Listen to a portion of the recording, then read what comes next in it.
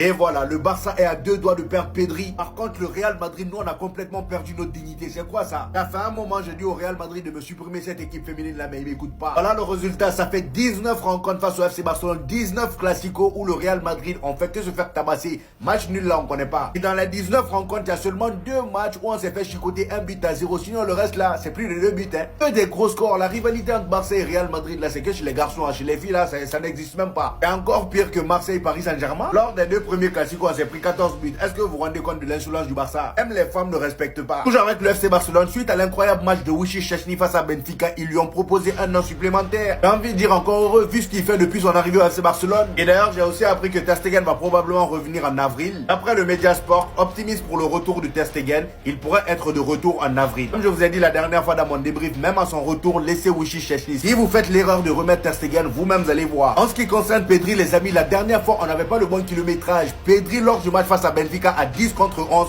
regardez le kilométrage parcouru. 13,2 km. C'est pas une voiture, hein, c'est un être humain. On parle d'un être humain. 13,2 km. Sachant que Pedri, il n'y a même pas un an sous l'ère Xavi, on disait que le gars, il se blessait beaucoup. Il enchaînait les blessures. Regardez maintenant, depuis le début de la saison, le gars, physiquement, il est prêt. Elle a vu l'allure à laquelle le gars, il carbure. J'ai peur qu'il se reblesse. Et d'ailleurs, je suis pas le seul à avoir peur. Hein. Même le FC Barcelone, ils ont compris. Il est dit, Pedri épuisé, devrait être au repos pour le match contre Osasuna. Il est complètement épuisé, c'est normal. 13 km, c'est donc à cause de ça, il aime autant Cristiano Ronaldo. Ice Speed Show, l'un des plus grands fans de Cristiano Ronaldo, vient d'expliquer de A à Z pourquoi il considère Cristiano Ronaldo comme étant le meilleur joueur de l'histoire. Son explication va en choquer plus d'un. Je tiens tout d'abord à vous informer que la liste des convoqués pour la sélection brésilienne vient de sortir. Et bien évidemment, on a le retour du grand Neymar en sélection après 17 mois d'absence, les amis. Dites-vous qu'on a un banger en approche parce que cette sélection-là, c'est pour affronter la Colombie et l'Argentine. Juste ça suffit pour me hyper. Cependant, dans la liste des joueurs convoqués, il y a quand même quelques surprises. Au goal, les amis, ils ont appelé Alisson Becker qui a dégoûté le Paris Saint-Germain hier. C'était carrément le match de sa vie. Lui-même, il a dit. Les autres gardiens sont Bendo et Ederson de Manchester City. Les latéraux, Vanderson, Wesley et Arana, je connais aucun des trois. En défense, Margaez, Danilo, Ortiz, Marquinhos et Murillo. Au milieu, on aura André, Bruno Guimaraes, Gerson, Geo Linton, Mateus Cunha et bien évidemment Neymar. En attaque, les amis, c'est la partie la plus intéressante. On aura Estevaos, le jeune crack de Palmeiras. C'est sûrement le plus jeune de la sélection. Ensuite, on aura Joao Pedro, Rafinha, Rodrigo, Savinho et Vinicius. Vous vous rendez compte que dans la même attaque, on aura Rafinha, Vinicius, Rodrigo et Neymar. Ils vont faire des dégâts. Et en ce qui concerne Speed, les amis, il avait été invité hier dans l'émission de Thierry Henry sur Beansport. Il y a Jamie Carragher qui l'a demandé pourquoi penses-tu que Cristiano Ronaldo est meilleur que Lionel Messi. Il a tout simplement répondu parce que Cristiano Ronaldo a dominé dans 3 championnats différents, tandis que Lionel Messi n'a brillé qu'à Barcelone. Les ballons d'or ne définissent pas un joueur ni le nombre de trophées. Un joueur est défini par ce qu'il fait sur le terrain. La preuve, Cristiano Ronaldo a plus de buts. Simple et efficace. Personnellement, je suis du même avis que lui. Mettez du respect sur le nom de Rafinha. Il vient de se sacrifier pour le bien du Brésil. Faire ce qu'il vient de faire pour le Brésil en étant sur la meilleure saison de sa carrière, faut vraiment avoir du cœur. Ici, on a les accomplissements de Rafinha dans les gros matchs, surtout en Ligue des Champions, les amis. Regardez, ça commence avec le Bayern Munich. Tout le monde s'attendait à ce que le Barça ait des difficultés face au Bayern Munich parce qu'ils ont commencé la saison d'une manière vraiment étincelante. On s'est dit là, ça va se savoir. Rafinha est mis un triplé. Pas n'importe quel triplé, des buts de malade. Ensuite vient le Real Madrid. Encore un autre test. Rafinha l'a mis dedans. Un but et une passe décisive. Et le jour où j'avais prévu des mouchoirs pour mes voisins barcelonais en cas de défaite du Barça, Rafinha l'a mis de mal, on a décidé autrement. Ensuite, face à Dortmund, encore une fois décisive, il t'a mis un but. Et le Real Madrid, on revient pour une deuxième correction, étant donné que la première nous a pas suffi. Cette fois-ci, Rafinha s'est pas limité à un but et une passe décisive. Il en a mis 2 et il a fait une passe décisive en plus. Ensuite, lors de la première rencontre face au Benfica cette saison, le gars a claqué doublé. Face à l'Atalanta, il s'est reposé un peu. Il a dit, bon, aujourd'hui, je vais pas marquer, je vais faire marquer. Il a mis 2 passes décisives. Et pour terminer le dernier match face à Benfica, le gars à 10 contre 11, il t'a mis le but de la victoire. Il te sauve encore le FC Barcelone, ballon d'or en téléchargement. Et après tout ce que vous venez de voir, regardez un peu le sacrifice qu'il vient de faire. Comme vous le savez, en l'absence de Neymar, le numéro 10 s'est un peu promené sur le dos de quelques joueurs, voilà, du Brésil, Rodrigo, Rafinha. Et là, avec le retour de Neymar au Brésil, Rafinha a sacrifié son numéro, il a redonné le numéro 10 au propriétaire. Sans aucun négo, ça c'est un joueur de classe. Et en parlant de joueur de classe, le GOAT Anthony n'a pas été sélectionné avec le Brésil. Vraiment, vous ratez quelque chose, hein. Après, c'est normal, hein. À la place de qui il va jouer? Rodrigo, Neymar, Vinicius, Rafinha? Non. Cristiano Ronaldo, est-ce qu'on peut être aussi méchant? Pour la première fois, il m'a déçu. Écoutez attentivement ce qu'il va dire à un de ses fans qui le ressemble. Là, on a le fan en question qui est venu voir le match de Cristiano Ronaldo et comme vous pouvez le constater, il y a une grosse ressemblance. Apparemment, le gars se met bien pour croiser le regard de Cristiano Ronaldo. Écoutez bien.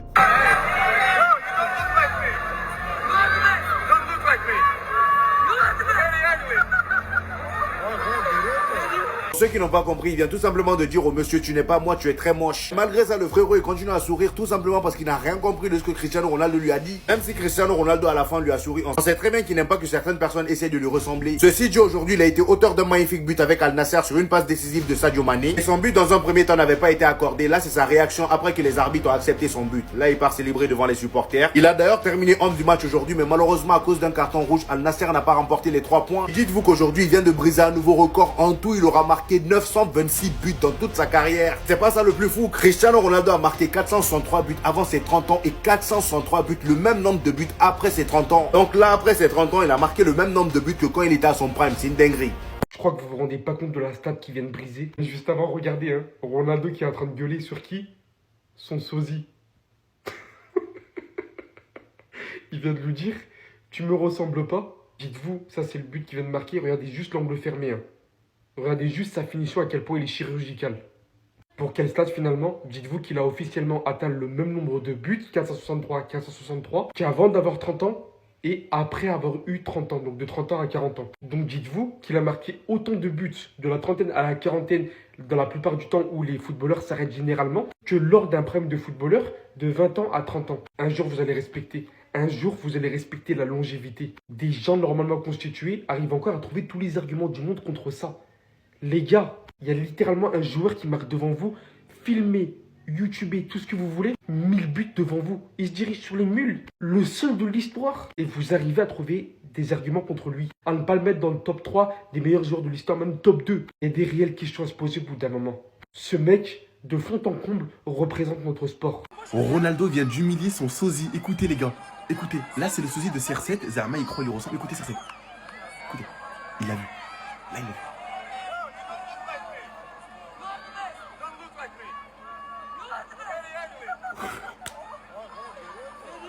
Et en plus il a le sourire. Regarde il a le sourire.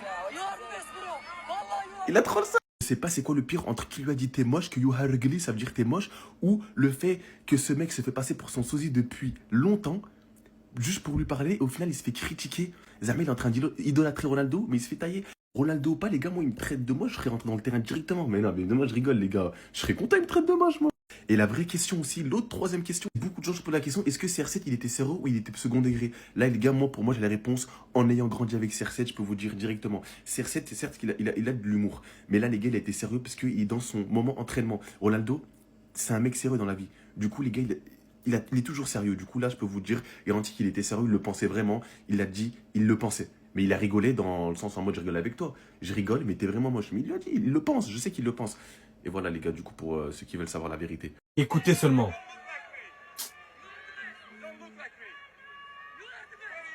Cristiano Ronaldo, les gars, qui pète un plomb quand il voit son sosie. Pour ceux qui ne seraient pas au courant, c'est lui son sosie et il vient assister à tous les matchs là depuis peu. Et là, aujourd'hui, les gars, Cristiano, il en a eu marre. Il lui a dit ses 4 vérités. Ouais, frérot, t'es pas mon sosie, t'es trop vilain. Est-ce que vous vous rendez compte, les gars, Cristiano Ronaldo, il a 39 ans. Il est millionnaire, il a plus rien à prouver. Il a juste à jouer ses matchs tranquilles et atteindre les 1000 buts. Mais il perd son temps à aller critiquer qui que ce soit. Que ce soit dans les vidéos YouTube, les gars, comme vous avez pu voir, en donnant des avis qui sont mitigés. Et je serais toujours pour le GOAT. Les gars, la fin de carrière de Cristiano Ronaldo, elle peut se terminer de la plus belle des manières. Mais il fait tout pour accentuer et avoir un mauvais côté, t'as vu? Comment ça tu dis à un de tes fans? T'as vu l'autre gars, il a sacrifié tout son visage là pour ressembler au GOAT, les gars. Et Cristiano, la seule chose qu'il retrouve à dire, non mon gars, t'es pas mon sosie, t'es trop vilain.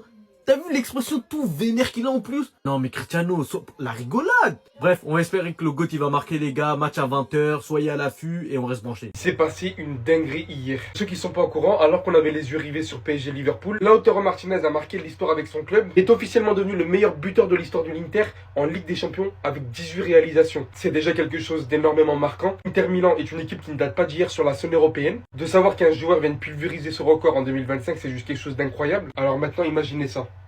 17 buts en 11 matchs. 18 buts depuis autant de temps qu'il est en Ligue des Champions avec l'Inter Milan. Lui, c'est ce qu'il nous a fait en une saison, en 11 matchs plus précisément. Et en plus de ça, à quelle période? Au prime du football. Un jour ça va rentrer, un jour vous comprendrez réellement l'héritage que ce monsieur a vraiment laissé derrière lui en Ligue des Champions. Et dans le football tout court d'ailleurs. Combien de saisons sont passées entre temps? Combien de joueurs ont essayé de battre son record? Combien ont échoué? Benzema Prime, qui a enchaîné les équipes de Première Ligue, sous Ramadan, sous tout, n'a pas réussi. La meilleure saison d'Erling Haaland, quand il se battait pour le ballon d'or contre Messi, non plus. Lewandowski, de même avec le Bayern, non, ça ne marche pas. Personne pourra jamais être à sa hauteur dans l'histoire de la Ligue des Champions, la compétition la plus prestigieuse d'Europe. Cristiano Ronaldo, c'est le nom de cette compétition. Non, ce jour-là, José Mourinho, il était méchant. Écoutez ce que va dire le commentateur. José Mourinho est un assassin. C'est la simple vérité. Ce jour-là, il n'avait aucune pitié.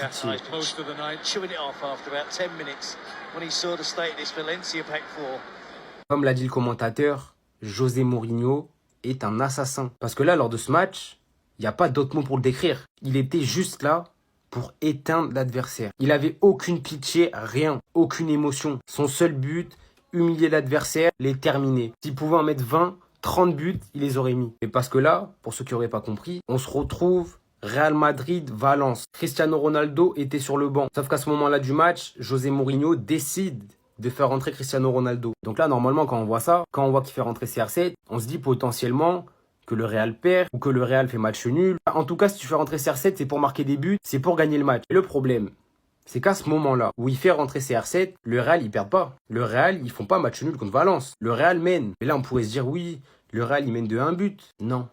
Non, non, non. À ce moment-là, le Real Madrid menait 6-1. Je répète, le Real Madrid menait 6-1 face à Valence. José Mourinho a décidé de faire rentrer CR7. C'est un assassin. Il n'y a pas d'autre mot. Quand je vous le dis, il était juste là pour humilier l'adversaire. S'il aurait pu faire rentrer 10 joueurs en plus, il les aurait fait rentrer. Il y a 6-1, il fait rentrer CR7. C'est du jamais vu. Je supporte aucune des deux équipes. À vrai dire, je m'en contrefous du Paris Saint-Germain comme de Liverpool. Vous savez très bien qui je supporte. Moi, je suis juste là pour le divertissement. Celui qui perd, il va manger sa session vanne. C'est tout. Mais il y a un truc qui me déplaît en ce moment sur les réseaux sociaux et je suis obligé d'en faire une vidéo. Au nom de Dieu, arrêtez de faire passer Anfield pour l'enfer. Au nom de Dieu, arrêtez de faire passer Anfield pour l'enfer. Je le répète encore. Anfield, c'est un gros stade. Ils ont des très beaux chants, mais arrêtez de le faire passer pour l'enfer. À écouter les gens, en mode là-bas, les joueurs du PSG, ils vont aller là-bas, tellement c'est chaud, ils vont mourir en mode.